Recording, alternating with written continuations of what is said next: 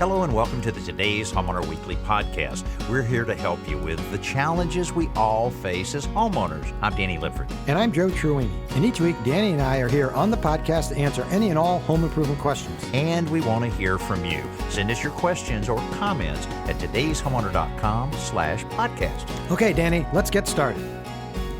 Today's Homeowner podcast is brought to you by the Home Depot. More saving, more doing. This week, we talked with a listener about a buckled wood floor. Not a good situation. Apparently, humidity is causing yet another problem that we see all the time inside homes. And we talk about several different ways that she can remedy the situation, but we have a few pictures that we've seen on this one, and it's about as bad as it gets. But hopefully, we can point her in the right direction. Yeah, that's right, Danny. I've seen some buckled floors, and none buckled as much as that one. And it is a moisture problem, so we'll offer a couple of solutions. Also, we spoke with a homeowner who has a very heavily textured ceiling that she wants to paint.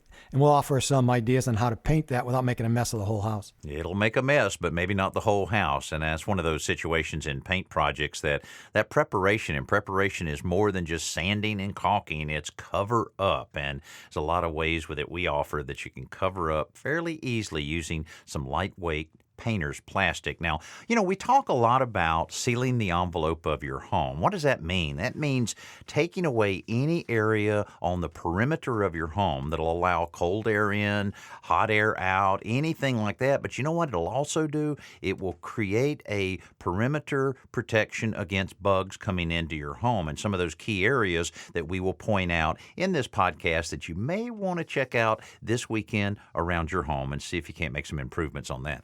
And I've got a simple solution on how to use your wet-dry vacuum to create a dust collection system for any place where you're sweeping up dust or dirt. Well, do we have you intrigued a little bit? I hope so. Let's get started with the podcast. Well, let's check in with Billy, who's in Texas right now. Got a little headache on a buckling floor. Billy, welcome to the show. Hi. Good. Welcome to the show. What can we help you with? Tell us about this buckling floor. Yes, sir. We've been here for about 3 years. The house is an older home. We've put central air in, and since all this, the floors have started buckling throughout the house. And in some parts, they're beautiful hardwood oak floors, but they're starting to buckle throughout the house, and it's getting pretty bad. Well, I'm seeing the pictures here. I see two pictures. Is this all the same floor? No, sir. It's throughout the whole house. Wow. Yes, sir. Billy, I've seen buckled floors, and not quite like this. This wood looks like it wants to leave the house and go someplace else. Sir. I've never seen it buckle completely off the floor. Now, yes, sir. This is a wood floor, I assume, and you have crawl space underneath? Correct. Yes, sir. Okay. And on the installation, did you guys install it, or was this professionally installed? No, sir. It was here when we got here. Oh, I see. Okay. Yes, sir. Okay. Well, one of the first things I would suggest, this is definitely a moisture problem, whether it's a high relative humidity moisture within the home or the actual boards for some reason had a lot of moisture in them, or moisture is getting to them from underneath. Have you done anything underneath the house to really stop the moisture from migrating up? Yes, sir. We were reading where it said to put the polyethylene. Uh-huh. Yes, sir. Yes, sir. I'm sorry. Underneath the house. So we have done that throughout the whole underneath the house. Yes, okay. Sir. All right. Well, that's a great start because that knocks down a large percentage of moisture coming in there. It also, you need to make sure that you have plenty of ventilation around the home. So you really need to have those, the foundation vents in place and all around the house, and to make sure they're open and unobstructed so that air can flow through there. Do you have a fair amount of those around the house? Yes, sir, we do. Okay. Well, Joe, I would think here one step would be, I'll tell you, just for a little science experiment there, I would pick up a hygrometer, which is exactly. I was just going to suggest that. Just a simple little digital hygrometer. You can get one for $10 or $12. And put it in each room. Maybe just set it on a coffee table here or over here by the bedside and so forth, and just see what that percentage is and look at it over several days and just kind of think about that. It should be less than 50%. You might be surprised that if it is higher than that, it definitely can affect the floor. And also, Joe, I would question, just like you said, Joe, on this one picture, is buckled so high. I wonder about the installation of this thing, if it was done like it needed to be. Yeah, I'm not sure. Now, Billy, you said this became a problem after you had an air conditioner, new air conditioning system installed? Yes. Yes, sir. The house was built in the 50s, and no one lived here for quite a time. And then Okay. after we moved, we put the central air and heating in. And Right. yes, sir, and that's when it started occurring. Okay. Well, as Danny mentioned, this is definitely a moisture problem. There's nothing else that could be causing it. And moisture is either being pumped in, too much moisture being pumped into your house from the air conditioning system, which the HVAC technician can come out and check that for you, or Yes, sir. it's migrating up through the crawl space. And as Danny said, those vents have to be open. You can put a dehumidifier down there, and if you do, then I'd recommend closing the vents, because otherwise you're going to be sucking moisture out of the air that's already outside your house, and that's not a problem, obviously, right? So you want to close those vents and run that dehumidifier and get that moisture down, the humidity down, and you can check it, as Danny said. You want to make sure there's all the rainwater slopes away from your house, not coming into the crawl space. And I assume this is all concrete crawl space, it's not a dirt floor covered with plastic. Is that correct? No, sir, it is a dirt floor covered Okay, with well, plastic. Yes, sir. all right. Well, that makes it even more likely that it's probably coming from the crawl space, because that groundwater is coming up through that soil, and that's probably always damp. Be sure you have put down at least 6 mil plastic, and since it's a dirt floor, I'd recommend putting it down as you did, overlap it by at least 12 inches, and then put another layer going perpendicular, because there's almost no way to prevent moisture from coming up from a dirt floor. Yes, sir. Well, boy, I wish we could give you a magic Yeah, I wish bullet I had on this something one else. here. Yeah. But get that hygrometer, and that'll take a lot of the guesswork out of it, because if you see that it's consistently above 50%, you definitely need to get that air conditioning company back out there, because that's one of the main things that air conditioning system should do, is bring that humidity out of the house, which allows it to be a lot cooler. So you'll want to kind of check it in 2 different ways. But go pick up a hygrometer for $10 and see what it says. Yes, sir. I appreciate that. I'll do that. Okay, And Billy. Billy, well, the only other thing I'll add is that when the heating season comes and the air conditioner's off, assuming you're in Texas, maybe it's not an issue. But once the heat's on, these boards will shrink down, and some of them will flatten out. I don't know if they all will, but because Yes, there'll be sir. less moisture. Yes, sir. All right, well, good luck, Billy. Thank you so much. Okay, our pleasure. Thanks a lot, and have a great weekend. Hey, right now it's time for our best new product of the week, brought to you by the Home Depot. More saving, more doing. A lot of planning goes into big purchases for your home, but what if we told you need to put that same kind of thought into buying a refrigerator as you would buying a car? No, you can't test drive the fridge these days, but they do have a lot of features that warrant a good bit of research. Now, one great example is LG's Craft Ice InstaView refrigerator. It has the largest capacity in its class at 24 cubic feet, and this 3-door refrigerator not only stands flush with your countertop to provide a very seamless look, but it also makes room for a dual ice maker producing unlimited ice. We all can use a lot of ice. LG Smart Cooling System maintains humidity and temperature levels to keep your food fresher longer. Plus, you can save energy with the ability to look inside your refrigerator without opening the door. Just knock twice to illuminate and see inside the glass What? panel. So you You knock on the door and it turns the light You on? knock on the door a couple Wow. times there, tap on it, and it turns the light on inside. Think about that, because the statistics cool. that you don't, opening the refrigerator, and Right. how as a kid you would just open it and just stand there looking around. Exactly. So not good for energy savings, but I'm sure you'll want to know more information about LG's Craft Ice InstaView refrigerator, and you can do so by logging on to HomeDepot.com. Boy, that's Wow. a pretty interesting thing. Okay, Braden's on the phone with us right now. Braden, we want to help you out any way we can. What's going on at your house? Thanks. Actually, we had purchased a brand new home about 4 months ago, and I noticed a couple days ago, love bugs are pretty severe down here. And as I was walking through my living room, I noticed by my front door, that I guess some of the love bugs had somehow got in my either front door or towards the front of the house. They're more congregated around the front door. And I guess my question is, what do I need to look for? How do I need to seal it to make sure that, no other bugs or even a draft or anything like that is coming in from the front of the house? Okay. All right. Great question, and something that it emphasizes a lot of things here. First of all, it's amazing how insects, lizards, roaches, ants, everything can get in such a small area around your home. So one of the first things I would do, again, looking at the envelope of your home and every penetration that you have, windows, doors, air conditioning, condensing lines, hose bibs, dryer vents, every single one of those is an opportunity for bugs to get in, and certainly cold air, hot air, everything else that can affect your heating and cooling bill. One way to do it, and almost kind of a fun way to do it, is wait until it's nice and dark and take a flashlight and have one person on the inside, one person on the outside, and then shine that flashlight real carefully around the perimeter of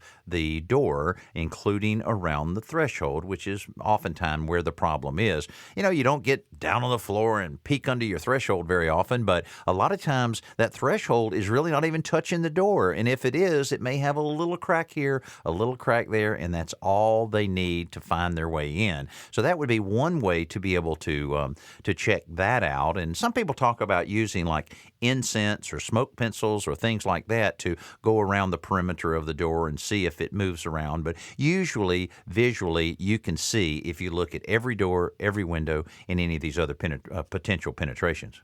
Oh, wow, that's great. I didn't even think about trying that. That's wonderful. I think that's something we'll do. Yeah, sure. Yeah.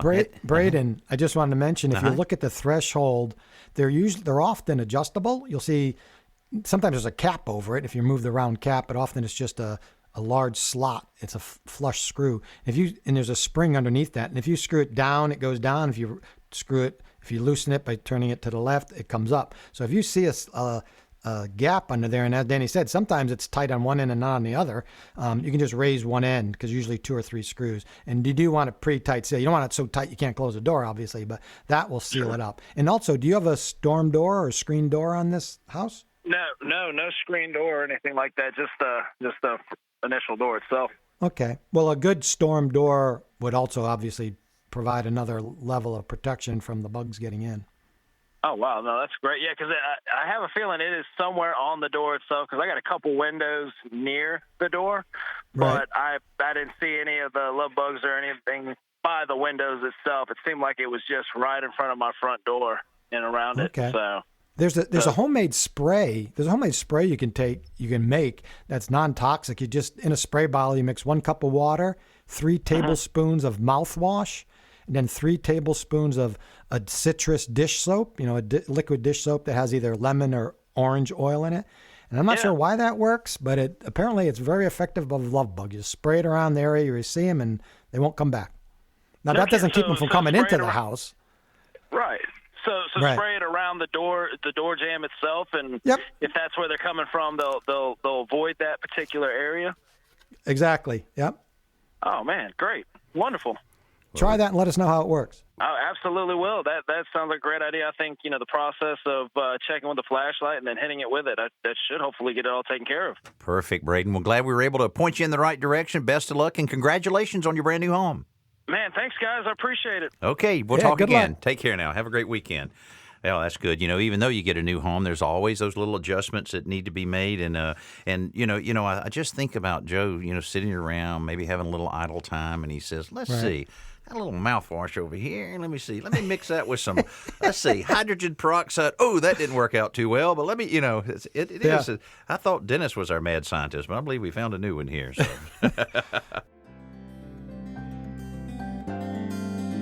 Right now, let's see, we're going to Nebraska, and Kathleen's on the line right now. Kathleen, we hope we can help you out with the project, and welcome to the show. Well, I have a shower, a walk-in shower had glass doors, and then a whirlpool tub. Right. Only nobody ever used the tub except my grandkids. I think in 20 years I've only been in it once, maybe twice.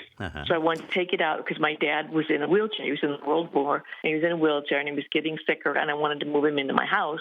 But then he couldn't get in the shower, and I wasn't strong enough to help him. Sure. So I wanted to take the shower out and put a curbless one in.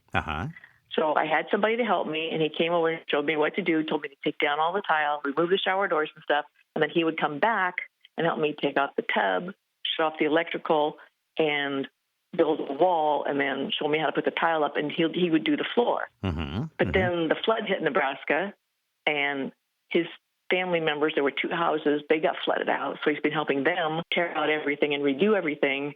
Plus, he had some other people that needed help. So I haven't heard from him since, and it's been almost a year now that the shower has been inoperable. It took me a long time to take the tile out because I don't have a lot of upper body strength, and there was a lot of tile. And I took it all out, threw it away, and yeah, I see the picture here, and it must have taken quite a bit because there was a lot of tile there. The walls were fairly high, and boy, sometimes that thin set adhesive will hold it right to the wall. So what you're wanting to do then is you still want the curbless design on that? Yes.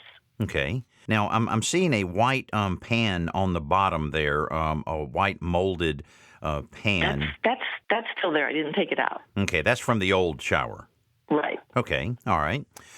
Well, there's a couple different ways to go. First of all, finding the right ceramic guy because that's a very frequently requested project to create the walk-in, not only for wheelchair accessibility, but just because it works so much better. And I'll tell you, I stay in a lot of hotels, and all the hotels now are starting to do the curbless type of drains. And so what they'll do a lot of times, and now the floor that you have here, is this concrete or wood that you're on? I don't know what's underneath it. I guess it's wood because underneath the tub I can see the wood. Okay, yeah. All righty. So what they will do is they would come in, and now everybody has different ways of doing it, but the first thing they would do after this is removed is they'd actually put a vinyl kind of a liner, almost a membrane under it that runs up the wall a little bit. It's almost, think of it like a little swimming pool, and they glue it together and everything so that right then it's waterproof. If you poured water on it right there, it would drain right into the drain because ceramic that will be installed on it is not waterproof. So you're going to have that on it. Then a real skilled ceramic installer can actually create that. Why am I even talking about this? Joe, you're the one that knows all about this. I mean, I know exactly how to do it. And actually, I'm doing the exact same thing in my new house right now. But Joe, with your the ceramic tile experience and your book that you produced, right, what is the real recommended way to create that curbless one? Is it to put the old grout bed, the old traditional grout bed in, or not? Yeah, there are a couple of different ways to do it, Kathleen. And manufacturer Schluter, SCHLUTER, makes a whole bunch of tiling products, including ones for curbless showers. They're also called zero threshold showers. So if you see that term, that's basically the same thing. And for remodeling, what I would suggest for this, though, since you've been through so much already, they do make what are called tileable shower pans, mm-hmm, which are basically what you have, but you can tile over them. And they do make, most of them have a curb on them, but they do make curbless ones. And again, sometimes they're called zero threshold. So, but Danny's right. The very first step is to start with a really good tile contractor and ask him about that. Ask him if he can find you a curbless or zero threshold shower pan that he could tile over, because that saves a lot of work. You basically bolt this thing in place, it's waterproof immediately, and they tile right on top of it, so you can get the exact look you want if you want to match the tile to the wall tile or whatever. But there's no other way to go here except start with a tile contractor. Get the name of someone you trust from another homeowner, perhaps, if you don't know of anybody, because you can't wait for this other plumber. Apparently he's got his own concerns having been flooded out. So that's what I would recommend. It's hard to find somebody that you trust, because I've had other people, and they, like this one guy, he said he'd do it and then he didn't do it. And I've had other people say they'll do things and then they don't do it right, or you don't hear from them, or whatever. I know. It's like throwing a dart at the phone book. I know. Well, exactly, and we hear this frustration from people all over the country. And one of the things you may want to try is to go to a tile supplier in your area and just give them a call and say, hey, I've got a little project here. I'm having trouble finding someone. Could you recommend someone? Now, they'll generally recommend 3 people that they know do good work and that they've gotten good feedback on. And that's a great resource to go back. Companies like Dial Tile or some of these other companies that sell a lot of ceramic tile within the area. Tile America. Yeah, Tile America. Also, calling your local home builders association and telling them that you're looking for one of their associate members that does a lot of ceramic work. And that's another great source to be able to find some people. Word of mouth is usually the best. Sometimes that doesn't pan out too well, as in it appears to be in your case. So I would give it a try and okay, keep keep a good positive energy to it, and just think about how good that thing's going to look once you get it all completed. And I'm sure that it'll all work out. I had a question. Okay. I had a question. The cement board that's up there that I took the tile off of, can I just reuse it? Yes, most of the time you can. That would be another good opinion from a ceramic person to make sure that it is in good enough shape, because it probably has a little bit of the residue on it, and they may say by the time you remove the residue from the thin set adhesive, it's better to go ahead and just replace the cement board. But that's where a good tile contractor that routinely does that work. This is not where you probably want a handyman that does a lot of different things, because this is a very specialized craft, and somebody that that does this on a routine basis is exactly what you want. Well, thanks so much for being with us, Kathleen, and best of luck on completing the project, and have a good weekend. Right now, we're going to get to a few of those recorded questions we got this past week.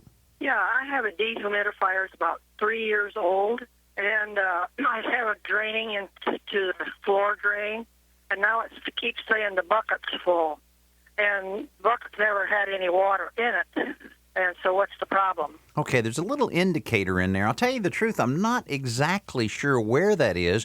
I know it changes up on different ones. Mine was doing a similar thing as that I have in a basement area of my home, and I basically just cleaned all the inside part of it out, because it had just a little bit of, ironically, a little mold and mildew in there that was causing the sensor not to work very well. So I think that's the thing, that it is sensing the bucket is full. So there's a little float in there. Some of them are mechanical float, some are a sensor, and either way, I think if you take the bucket out, you'll find something in there that needs a little cleaning, put it back in place, and you're ready to keep that humidity in your house where it needs to be. I have a 21-year-old concrete driveway, never been sealed, and it's stained pretty bad. We've tried to clean everything. Nothing comes out really making it really look good. Is there any way that I could just seal that to make it look like a paved driveway? I sure would appreciate it. I didn't know if you could use the asphalt sealer at latex or something to make it look like a paved driveway where it all be one straight color. Thank you, sir. I watch your show, listen to you, and I really appreciate it. Thank you. Oh, you're very welcome. Well, it sounds like, if I'm understanding correctly, you have a concrete driveway and you want to put asphalt over it. Is that right? But in any case, you could just clean the concrete surface if it's in good enough shape, patch any cracks, clean it, and just apply a clear concrete sealer. They do make masonry sealer specifically for that. Or if it looks like it, if you want to refreshen it, you can go over it with a concrete resurfacer, a resurfacing product, which is just basically thin concrete right over the top. It'll look brand new when you're done. But you can, if your question is, can you lay asphalt over concrete? You can. But any cracks in the concrete will migrate through to the asphalt, so just be aware of that. And that's obviously a job you'd have to have a professional come in and do. Okay, let's go to the next question. I have some red staining from Kool-Aid on a countertop that's made of marble, and I can't seem to get it out. I have tried flour and water type situation. That does not seem to help either. I was hoping you guys may have some tips on that. Okay, I can share with you a couple things that worked pretty well for other listeners that have shared these with us, and we've tried ourselves. Baking soda and water, and you make a little thick paste, kind of a poultice, and then you apply it and just rub it a little bit into the stain, not aggressively, but just make sure that you kind of push it down into the pores of the marble. And then cover it with just a piece of plastic wrap, something just to kind of keep it there to allow it to work and not evaporate. Give that a try. Many times that might have to take a couple times in doing that. Many times that'll lift the stain out. Another thing you can do with straight hydrogen peroxide, very same thing. Apply it, rub it around a little bit, put the plastic sheeting over it for at least 24 hours and let it do its magic. But I believe with one or the other of these situations, if you're not able to completely eliminate it, I think you'll reduce the look of it considerably. I love your show so much, and a few weeks ago you showed how you can take white cabinets or paint something with a stain that makes it look like a light-colored wood by using a bigger grained brush and some sort of a silicone product, I believe. I just bought an old home, 1983 build, and the cabinets are white in the kitchen, and I want to try to make them look like natural wood. Please help. Okay. Well, I'm not sure exactly. I'll hand this off to Danny when I'm done. Maybe he'll remember that project. I don't know exactly the specific project you're referring to, but if the cabinets are painted white and they're not made out of plastic laminate or thermofoil, which is a vinyl coating, but they are actually wood, you could certainly just strip off the paint and then stain them any color you'd like. Or a quicker, easier method that I've used is you clean them really well, the painted cabinets, and you apply a decorative paint glaze directly to the old paint. And that does allow you to change the color a little bit and add a little coloring to it. So that's what I would recommend. And that's pretty much what we did as a glazing on there. When you have a glazing, you're basically introducing a little bit of color back into it. And you can play with it a little bit. You can make a stronger glaze that looks more like wood, or you can lighten it up to where the stain or the glaze basically is just an accent on there. But you can certainly go to todayshomeowner.com and check out glazing cabinets. And Chelsea and I have some great information for you there on the step-by-step. Pretty easy. You have to have a nice light and a nice patience, and you can really make it look pretty good. So glad we're able to take care of some of those recorded calls. You can join us anytime by going to the Today's Homeowner hotline, 800-946-4420. Right now we're going to North Carolina. Dawn is on the phone with us. How can we help you? And welcome to the show. Well, thank you for having me. I have a textured ceiling that is the blown-on texturing. Like popcorn ceiling? Is that what it is, Dawn? Is it popcorn, or is it like just that. textured? It's real textured. It might be popcorn. I don't know the difference. Okay. But, and it was probably painted in maybe 1985 when the house was built. Okay. So it's got some water spots, and it really needs a paint job, but I'm not sure, as the painter of the house, what to use for brushes, rollers, or paint. Okay. All right.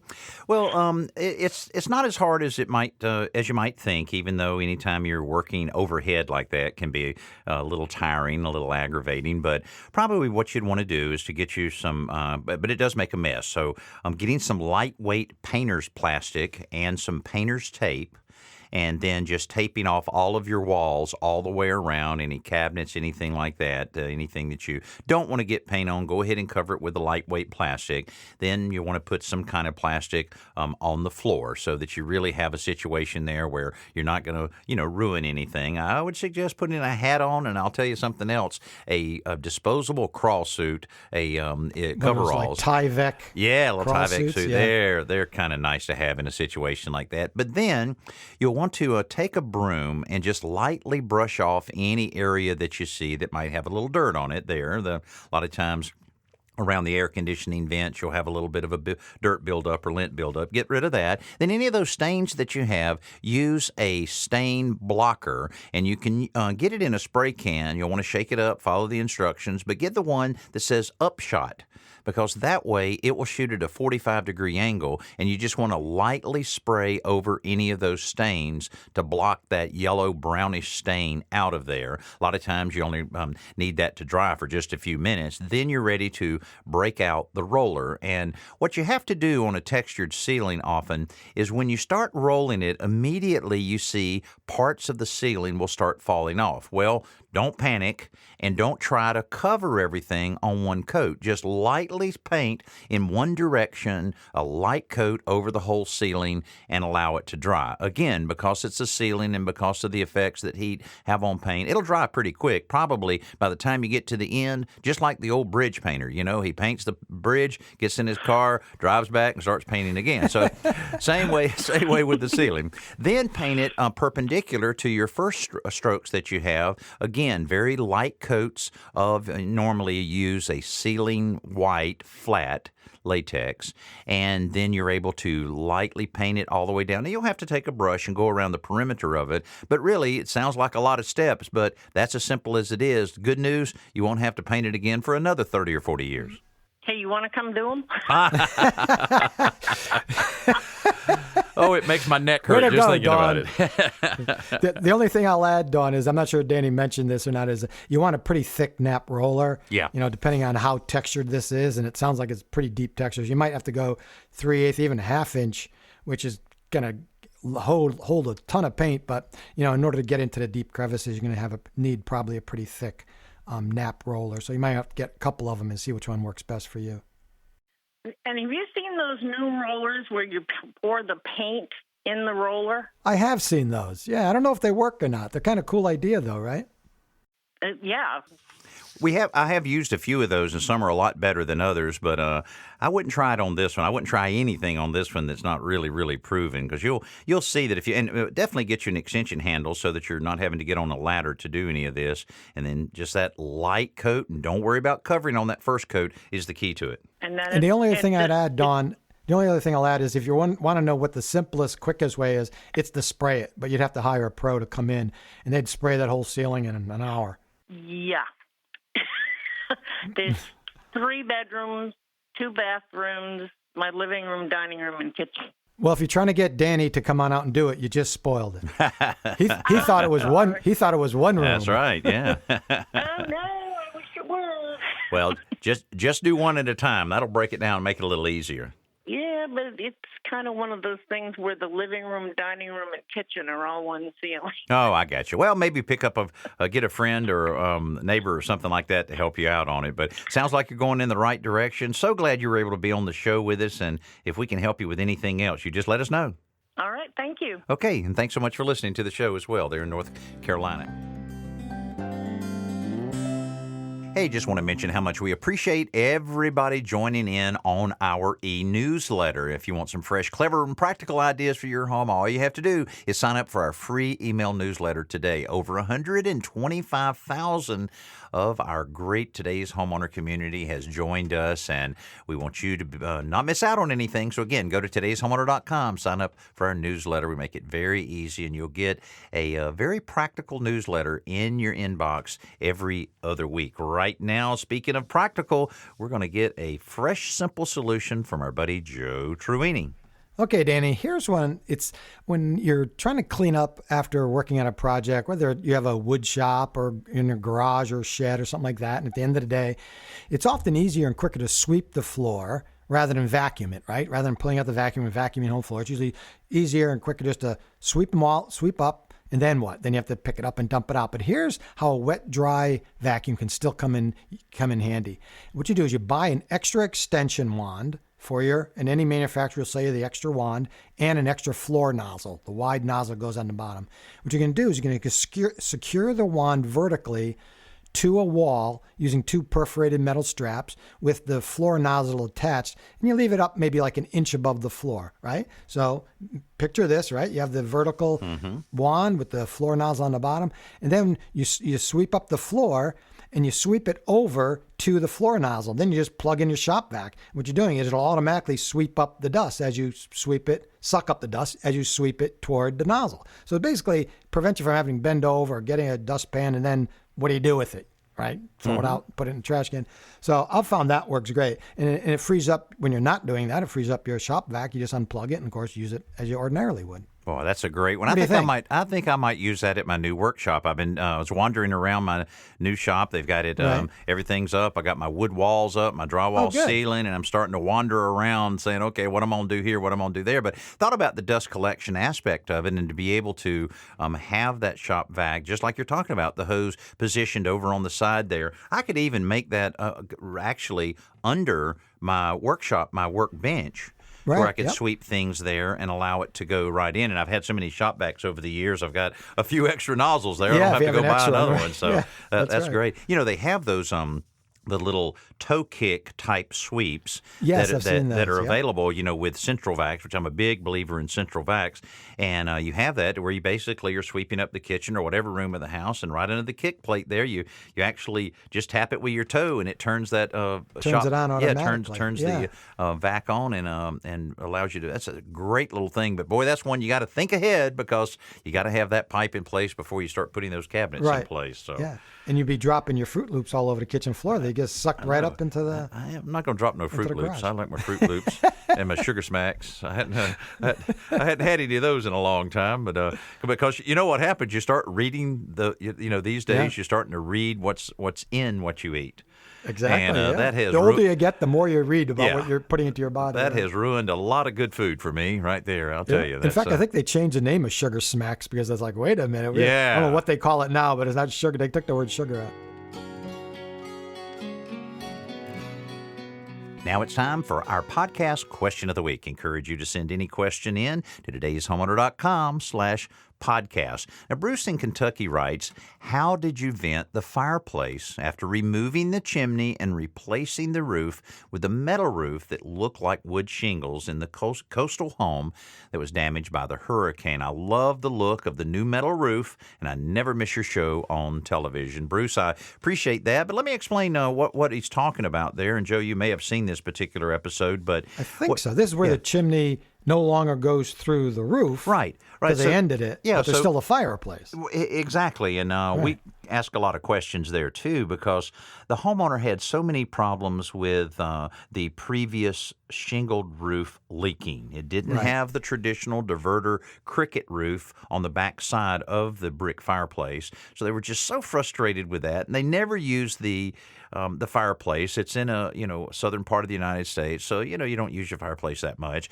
So they said, leave the fireplace inside like it is, remove the chimney bricks down to below the decking level of the roof, deck it over, put the metal roof over it, and we will never have any more leaks again.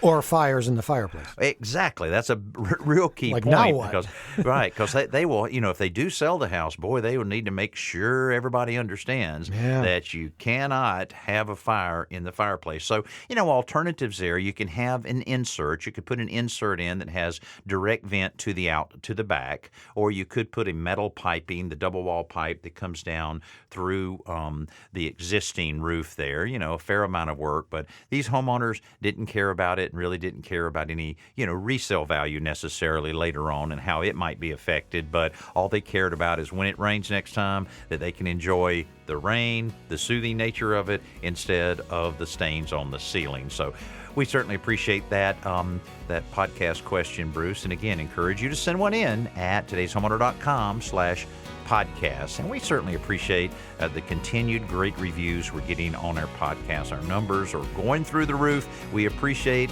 that, and that means that we feel that we're able to help even more homeowners across the country and across the world, it seems, because we have podcast listeners now all over the place, that we certainly appreciate those reviews and being with us each and every week. I'm Danny Lipford along with Joe Trowini. I hope you've enjoyed this podcast, and I hope you'll tune in again soon.